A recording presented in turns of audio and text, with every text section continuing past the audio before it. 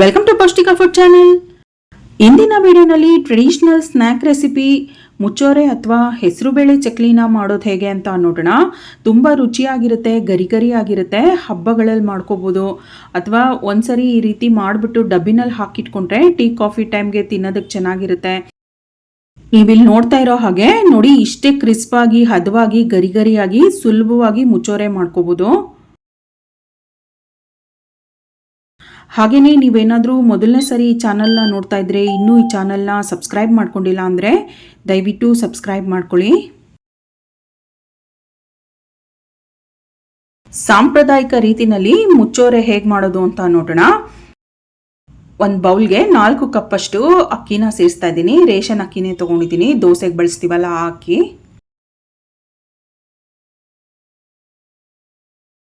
ನೋಡಿ, ಮೆಷರ್ಮೆಂಟ್ ಕಪ್ಪಲ್ಲಿ 4 ಕಪ್ಪಷ್ಟು ಅಕ್ಕಿ ತೊಗೊಂಡಿದ್ದೀನಿ. 2 ಕಪ್ಪಷ್ಟು ಹೆಸರು ಬೇಳೆನ ತೊಗೊಂಡಿದ್ದೀನಿ. ಅಕ್ಕಿನ ಯಾವ ಕಪ್ನಲ್ಲಿ ತೊಗೊಂಡಿದ್ದೆ ಅದೇ ಕಪ್ನಲ್ಲಿ 2 ಕಪ್ಪಷ್ಟು ಹೆಸರು ಬೇಳೆನ ತೊಗೊಂಡಿದ್ದೀನಿ. ಹಾಗೆಯೇ 6 ಟೇಬಲ್ ಸ್ಪೂನಷ್ಟು ಉದ್ದಿನ ಬೇಳೆ ಕೂಡ ತೊಗೊಂಡಿದ್ದೀನಿ. ಉದ್ದಿನ ಬೇಳೆ ಬೈಂಡಿಂಗ್ಗೋಸ್ಕರ.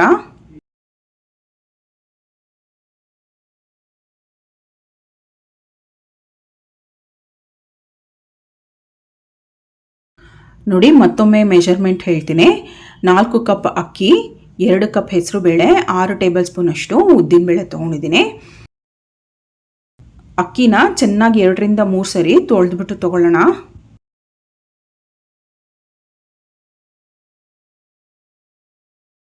ಅಕ್ಕಿನ ತೊಳೆದ್ಬಿಟ್ಟು ಈ ರೀತಿ ನೀರನ್ನ ಬಸಿಯೋದಕ್ಕೆ ಇಟ್ಟಿದ್ದೀನಿ. ಹಾಗೆಯೇ ಹೆಸರು ಬೇಳೆ ಮತ್ತು ಉದ್ದಿನ ಬೇಳೆನ ಕೂಡ ತೊಳೆದ್ಬಿಟ್ಟು ತೊಗೊಳ್ಳೋಣ. ಉದ್ದಿನ ಬೇಳೆನ ಹೆಸರು ಬೇಳೆ ಬೌಲ್ಗೆ ಸೇರಿಸ್ಬಿಟ್ಟು ಚೆನ್ನಾಗಿ 2 ರಿಂದ 3 ಸರಿ ತೊಳೆದ್ಬಿಟ್ಟು ನೀರನ್ನು ಬಸ್ಬಿಟ್ಟು ತೊಗೋಬೇಕು. ಅಕ್ಕಿನ ಈ ರೀತಿ ತೆಳುವಾದಂಥ ಒಂದು ಕಾಟನ್ ಬಟ್ಟೆ ಮೇಲೆ ಹರಡ್ಬಿಟ್ಟು ನೆರಳಲ್ಲೇ ಒಣಗಿಸ್ಬೇಕು. ಅದೇ ರೀತಿಯಾಗಿ ಹೆಸರು ಬೇಳೆ ಮತ್ತು ಉದ್ದಿನ ಬೇಳೆನ ಕೂಡ ತೆಳುವಾಗಿ ಹರಡ್ಬಿಟ್ಟು ನೆರಳಲ್ಲೇ ಒಣಗಿಸ್ಬೇಕು. ಅಕ್ಕಿ ಹೆಸರು ಬೇಳೆ ಒಣಗೋದಕ್ಕೆ ಸುಮಾರು 5 ರಿಂದ 6 ಗಂಟೆಗಳು ಬೇಕಾಗುತ್ತೆ. ನೋಡಿ, ಅಕ್ಕಿ ಮತ್ತು ಹೆಸರು ಬೇಳೆ ನೆರಳಿನಲ್ಲಿ ಚೆನ್ನಾಗಿ ಒಣಗಿದೆ.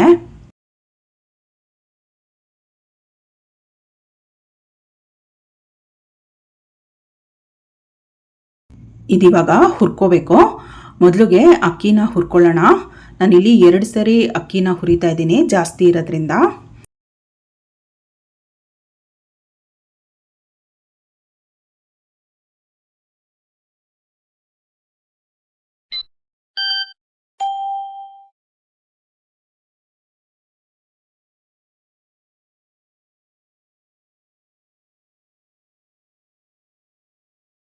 ನೋಡಿ, ಗರಿಯಾಗಿ ಚೆನ್ನಾಗಿ ಹುರಿದಿದ್ದಾಗಿದೆ. ಇದನ್ನ ಇನ್ನೊಂದು ಬೌಲ್ಗೆ ತೆಕ್ಕೊಳ್ಳೋಣ.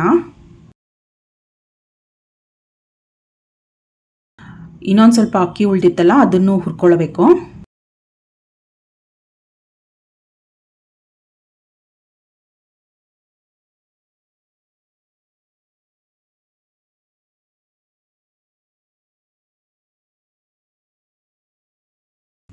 ಅಕ್ಕಿ ಹುರಿದಿದ್ದಾಗಿದೆ.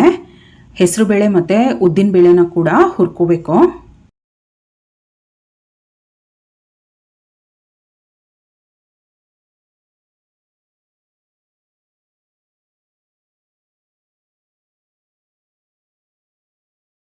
ನೋಡಿ, ಚೆನ್ನಾಗಿ ಹುರಿದಿದ್ದಾಗಿದೆ.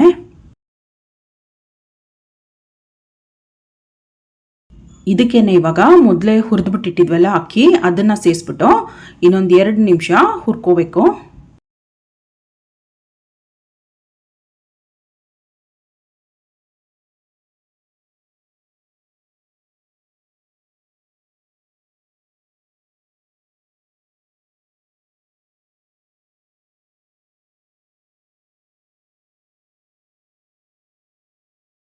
ಸ್ಟವ್ ಆಫ್ ಮಾಡಿಬಿಟ್ಟು ತಣ್ಣಗಾಗೋದಕ್ಕೆ ಬಿಡೋಣ. ತಣ್ಣಗಾದ ನಂತರ ನಾನಿಲ್ಲಿ ಫ್ಲೋರ್ ಮಿಲ್ನಲ್ಲಿ ಪುಡಿ ಮಾಡಿಸ್ಕೊಂಡು ತೊಗೊಂಬಂದಿದ್ದೀನಿ, ಜಾಸ್ತಿ ಪ್ರಮಾಣದಲ್ಲಿ ಇರೋದ್ರಿಂದ. ಅಷ್ಟು ಚಕ್ಲಿ ಹಿಟ್ಟನ್ನು ಮಿಕ್ಸಿಂಗ್ ಬೌಲ್ಗೆ ಸೇರಿಸಿದ್ದೀನಿ. 4 ಟೀ ಸ್ಪೂನ್ ಅಷ್ಟು ಜೀರಿಗೆನ ಸೇರಿಸ್ತಾ ಇದ್ದೀನಿ. 4 ರಿಂದ 5 ಟೀ ಸ್ಪೂನ್ ಅಷ್ಟು ಅಚ್ಕಾರದ ಪುಡಿನ ಸೇರಿಸ್ತಾ ಇದ್ದೀನಿ. ಅಥವಾ ನಿಮಗೆ ಖಾರಕ್ಕೆ ಎಷ್ಟು ಬೇಕಷ್ಟು ಹಾಕ್ಕೋಬೋದು. ಅಥವಾ ಖಾರ ಬೇಡ ಅನ್ನೋರು ನೀವು ಸ್ಕಿಪ್ ಮಾಡ್ಬೋದು. ರುಚಿಗೆ ತಕ್ಕಷ್ಟು ಉಪ್ಪು ಸೇರಿಸ್ತಾ ಇದ್ದೀನಿ. 1 ಟೀ ಸ್ಪೂನ್ ಅಷ್ಟು ಓಂಕಾಳನ್ನ ಸೇರಿಸೋಣ.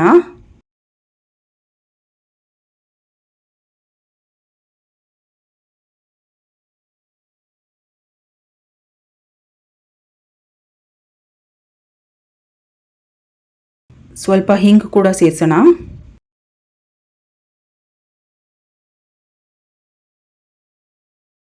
ಇದೆಲ್ಲ ಚೆನ್ನಾಗಿ ಬೆರೆಸ್ಬೇಕು.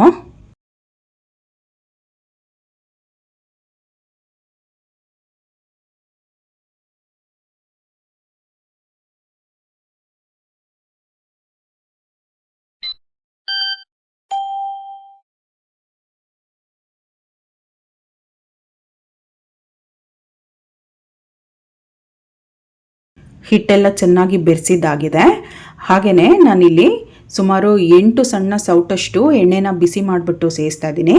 ಎಣ್ಣೆ ಬದಲಾಗಿ ನೀವು ಬೆಣ್ಣೆ ಕೂಡ ಸೇರಿಸ್ಬೋದು.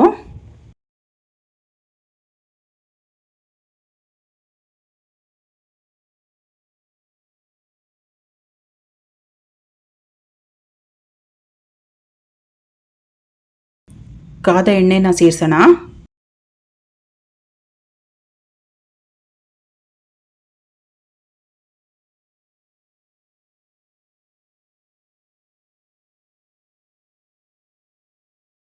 ಎಣ್ಣೆ ಹಿಟ್ಟಿಗೆ ಚೆನ್ನಾಗಿ ಹಿಡಿಯೋ ಹಾಗೆ ಈ ರೀತಿ ಮಿಕ್ಸ್ ಮಾಡಬೇಕು.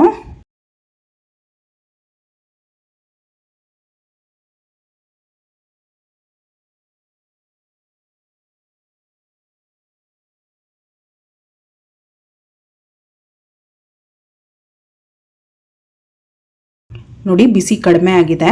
ಇವಾಗ ಕೈಯಲ್ಲೇನೆ ಮಿಕ್ಸ್ ಮಾಡೋಣ. ನೀವಿಲ್ಲಿ ನೋಡ್ತಾ ಇರೋ ಹಾಗೆ ಹಿಟ್ಟನ್ನು ಕೈಯಲ್ಲಿ ಹಿಡಿದು ಈ ರೀತಿಯಾಗಿ ಮಿಕ್ಸ್ ಮಾಡಬೇಕು. ನಾವು ಸೇರಿಸಿದಂಥ ಎಣ್ಣೆ ಎಲ್ಲ ಹಿಟ್ಟಿಗೆ ಚೆನ್ನಾಗಿ ಹಿಡಿಸುತ್ತೆ. ನೋಡಿ ಚೆನ್ನಾಗಿ ಎಣ್ಣೆ ಹಿಟ್ಟು ಎಲ್ಲ ಬೆರೆಸಿದ ನಂತರ ಕೈಯಲ್ಲಿ ಹಿಡಿದ್ರೆ ಇದು ಹೀಗೆ ನಿಲ್ಲಬೇಕು.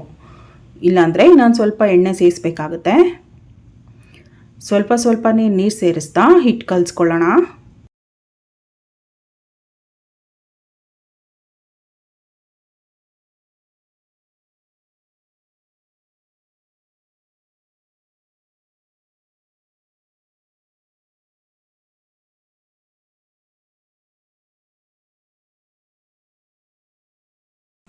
ನೋಡಿ ಈ ಹದದಲ್ಲಿ ಹಿಟ್ಟು ಕಲಿಸ್ಕೋಬೇಕು.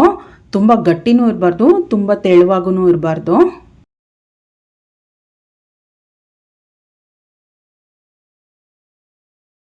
ತುಂಬ ನಾದಬಾರ್ದು. ನಾದಿದ್ರೆ ಚಕ್ಲಿ ಗಟ್ಟಿ ಆಗುತ್ತೆ. ಒಂದು ಪ್ಲೇಟ್ ಅಥವಾ ಒಂದು ಕಾಟನ್ ಬಟ್ಟೆ ಮುಚ್ಚಿಬಿಟ್ಟು 10 ನಿಮಿಷಗಳ ಕಾಲ ನೆನೆಯೋದಕ್ಕೆ ಬಿಡೋಣ. ನಂತರ ಈ ರೀತಿ 3 ಸ್ಟಾರ್ ಇರೋವಂಥ ಚಕ್ಲಿ ಪ್ಲೇಟನ್ನು ತೊಗೊಂಡಿದ್ದೀನಿ. ಚಕ್ಲಿ ಒರಳಿಗೆ ಸ್ವಲ್ಪ ಎಣ್ಣೆ ಹಚ್ಕೊಳ್ಳೋಣ.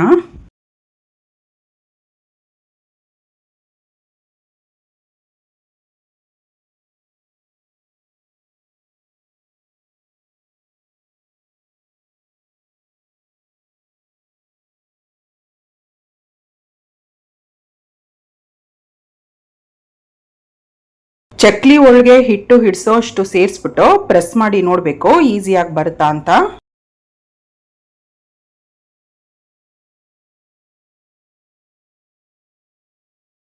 ನೋಡಿ ಪ್ರೆಸ್ ಮಾಡಿದ್ರೆ ಈ ರೀತಿ ಈಸಿಯಾಗಿ ಚಕ್ಲಿ ಬರಬೇಕು. ಹಿಟ್ಟು ಒಣಗದೇ ಇರೋ ಹಾಗೆ ಮತ್ತೆ ಬಟ್ಟೆ ಮುಚ್ಚಿಡೋಣ.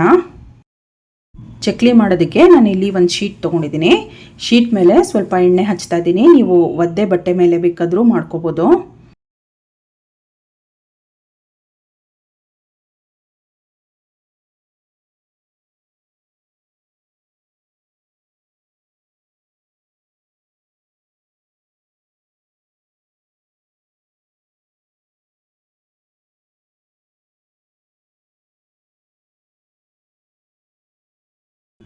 ನೋಡಿ ತುಂಬ ಚಿಕ್ಕದು ಅಲ್ಲ ದೊಡ್ಡದು ಅಲ್ಲ, ಮೀಡಿಯಂ ಸೈಜ್ನಲ್ಲಿ ಚಕ್ಲಿ ಮಾಡಿದ್ದೀನಿ.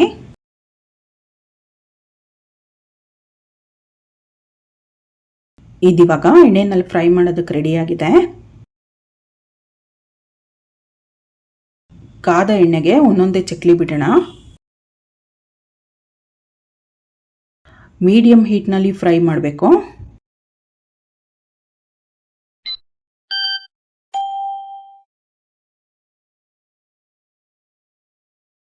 ಸುಮಾರು ಬೆಂದ ನಂತರ ತಿರುಗಿಸ್ತಾ ಎರಡೂ ಕಡೆ ಸಮವಾಗಿ ಬೇಯೋದಕ್ಕೆ ಬಿಡಬೇಕು.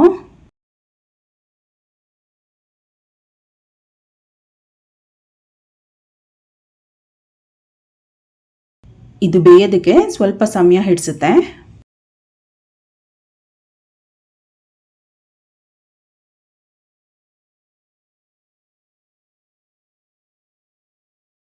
ನೋಡಿ, ಈ ರೀತಿ ಬಬಲ್ಸ್ ಎಲ್ಲ ಕಡಿಮೆ ಆಗೋವರೆಗೂ ಚೆನ್ನಾಗಿ ಬೇಯಿಸಬೇಕು. ಚೆನ್ನಾಗಿ ಗರಿ ಗರಿಯಾಗಿ ಬೆಂದಿದೆ, ಹೊಂಬಣ್ಣ ಬಂದಿದೆ.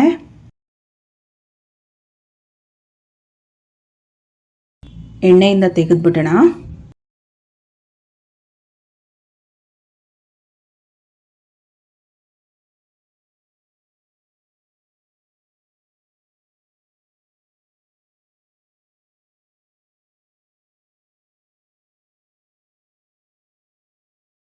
ಗರಿಗರಿಯಾದ ರುಚಿಯಾದ ಮುಚ್ಚೋರೆ ಸಿದ್ಧವಾಗಿದೆ.